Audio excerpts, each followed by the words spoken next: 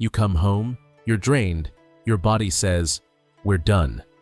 So you lie down, scroll, binge, shut off, and tell yourself you'll try again tomorrow.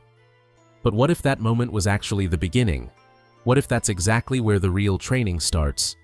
You've been taught to wait for energy, for motivation, for the perfect setup. But ninjas didn't train in ideal conditions. They trained in the dark, exhausted, hungry, surrounded. They knew something you've forgotten. The enemy doesn't wait for you to feel ready, and neither should you. Every time your brain says, "Not now," a real ninja hears, "Now is the moment." In this video, you'll learn the 5 silent principles used by ancient shinobi to train the mind when the body had nothing left. These tactics weren't loud, they weren't glamorous, but they built warriors who moved in shadows and struck with clarity when others froze. Stay with me, because by the end of this video, you'll have the exact system to flip your exhaustion into action and your laziness into lethal discipline. Because the truth is this: you don't rise before the resistance, you rise through it. And it all starts right now. Most people think the battle starts in the morning, with alarms, to-do lists, coffee rituals. But the real war begins in the evening, when you're alone, tired, and your excuses sound the most reasonable. It's not your job draining your potential. It's not your schedule. It's the whisper that says, "We'll do it tomorrow." That voice doesn't shout. It's quiet, logical, almost friendly.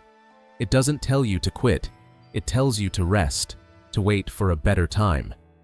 But here's what ninja philosophy understood: the better time never comes. The perfect energy, perfect motivation, perfect alignment of stars. That's a myth. The ninja didn't wait to feel strong to train.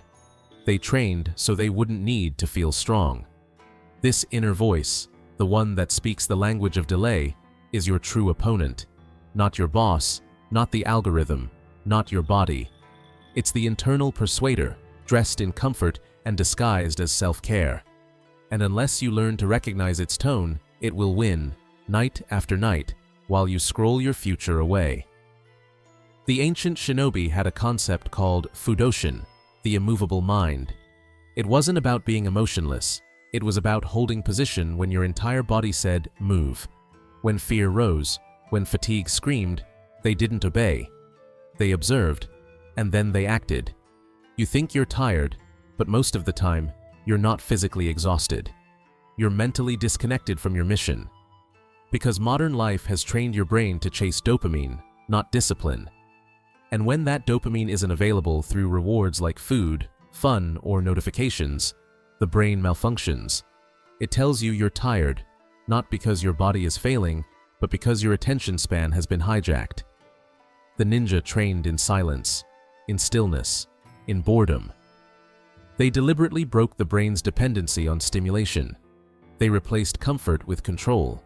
And that's your first weapon in this fight, recognizing that fatigue isn't always real. It's often resistance in disguise. So next time you feel too tired, pause and ask, is my body truly empty, or is my mind just untrained? Because if you can separate fake fatigue from real exhaustion, you can begin the work. And that's where transformation lives, not in ease, but in effort, not in waiting, but in moving. The biggest mistake modern people make is trying to force discipline from the same mental state that breeds procrastination. You come home after a long day, sit down, and expect your brain to magically switch gears, from reactive to creative, from surviving to building. But the brain doesn't work like that. It doesn't respond to effort. It responds to context. That's why ninjas trained in mental shifting. Not just physical routines, but transitions between states of mind. They called it kufu, adaptability through practice and atmosphere. Before training, they didn't just dive in. They prepared their space, their tools, their breathing. They reprogrammed the environment to signal, now we move differently. In your world, that might mean something simple: changing clothes, turning off notifications, lighting a candle, putting on a certain soundtrack. These aren't quirks, They're commands to the subconscious. We are no longer in survival mode. Now we train. Because here's the truth, your brain doesn't resist effort, it resists confusion. When you create a ritual that separates rest mode from growth mode, you stop fighting your habits and start replacing them with precision. Most people never build this switch. They stay in the same room, with the same lighting, the same mindset, trying to build a new identity while surrounded by the ghosts of their old one. It's like training in your enemy's dojo. You might mean well, but you're outnumbered. Ninjas knew how to disappear, not just from enemies, but from distractions. Their mental rituals made them invisible to weakness. You need the same stealth, because if your environment pulls you back into work mode, or worse, entertainment mode, you've already lost. Build a new space for your second life. One physical, one mental. Your day job is about execution. This space is about elevation. One is reactive, the other is intentional. They require different software, and only one builds the future. Don't go straight from emails to ambition. Build the bridge, trigger the shift, reset the rhythm. Even a 1-minute ritual can transform resistance into readiness. Because once your mind knows what time it is, it stops hesitating and starts obeying. You don't need motivation, you need ritual. You don't need more energy, you need a reset. And the ninja didn't wait for readiness. They built it, every night, without fail. Modern ambition is obsessed with the big move, the grand gesture, the epic transformation, the 10-hour work session that fixes everything. But ninjas knew that true mastery doesn't come from intensity. It comes from precision. Small, intentional actions repeated consistently over time. They called it keiko, daily practice no matter what. Most people wait for a surge of motivation. They want to feel ready. But discipline isn't about readiness, it's about rhythm. A rhythm that says, I move, no matter how I feel. Think of a blade.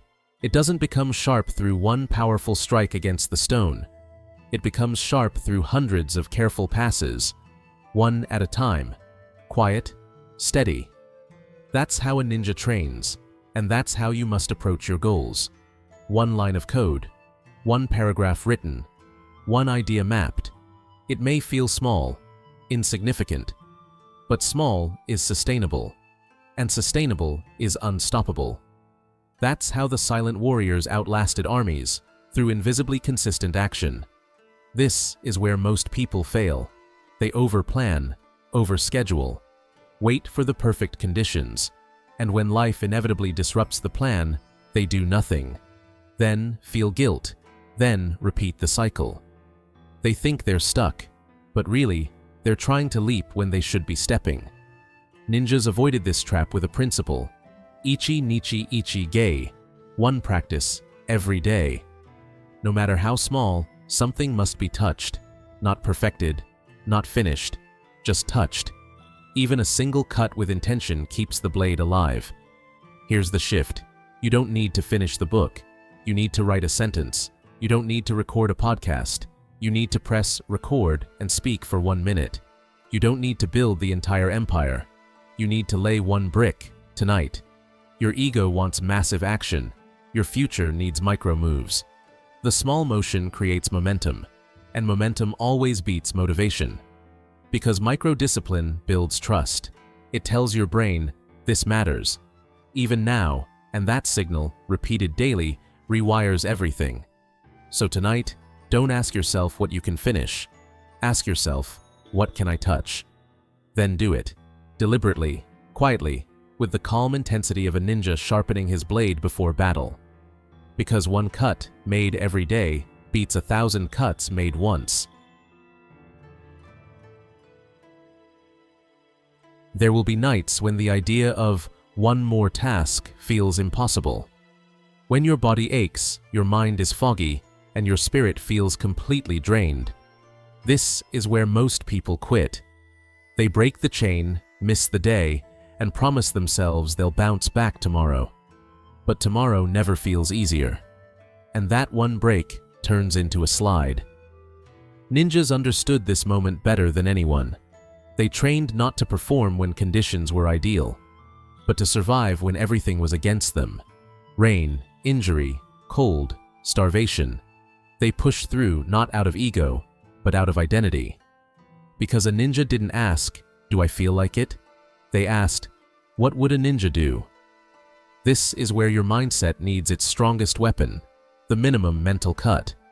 When you're at zero, your only job is to avoid staying there, not to thrive, not to conquer, just to move 1 inch forward and refuse to go backward. Read 1 sentence, do 1 push-up, open the laptop even if you don't type.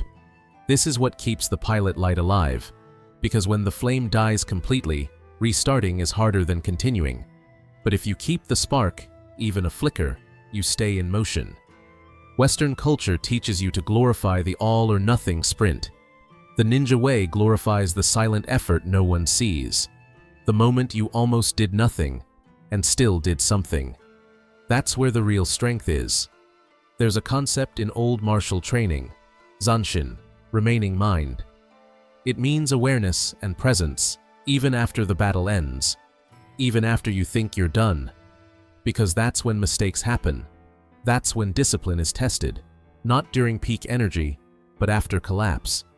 Your mission on your worst days isn't to excel, it's to endure, to prove to yourself that your commitment is not negotiable, that even when life empties your tank, you will not surrender the wheel.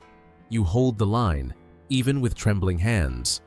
You don't need heroic effort, you need minimum motion. Because minimum motion creates friction, and friction generates fire. That fire, no matter how faint, is everything. So the next time you feel destroyed, don't aim to crush your goals.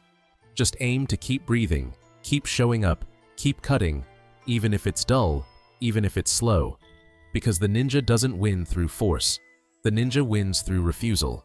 Refusal to stop, refusal to be broken, refusal to hit zero.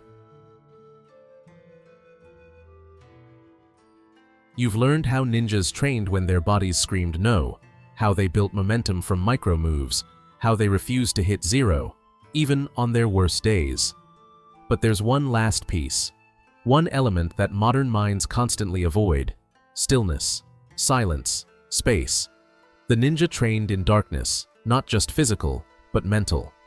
They understood that growth doesn't only come from movement, it comes from digestion, from reflection, from emptiness. After every cut, they paused. After every mission, they disappeared. Because they knew, without space, the lessons can't land. Without quiet, the mind can't evolve. The void isn't a break, it's part of the process. You don't need more input, you need more processing. And that means building in the void. 5 minutes of nothing. After your action, sit. No phone, no scrolling.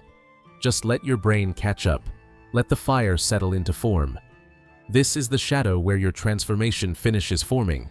The space where the unconscious connects dots, the conscious can't. Where the fire of discipline turns into the clarity of identity. So tonight, don't aim for fireworks. Just take the cut. Sit in the stillness, and let your mind become what your future demands. Like this video and subscribe if you're ready to train like a ninja. In silence, in struggle, in shadow.